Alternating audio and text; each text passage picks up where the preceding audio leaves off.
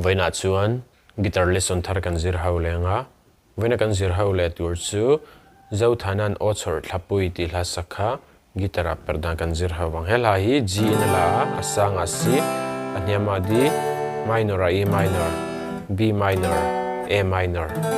chuan a hnuwa ki hi to paron sana A in asanga di anyama E minor F sharp minor B minor C sharp minor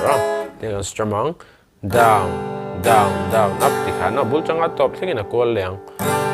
oh chor thlapui na na na na na na tikha no down down up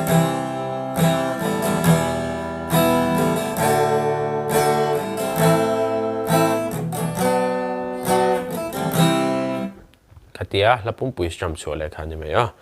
hlane karam play mil lenga ulugda vinelo ngai thale don ya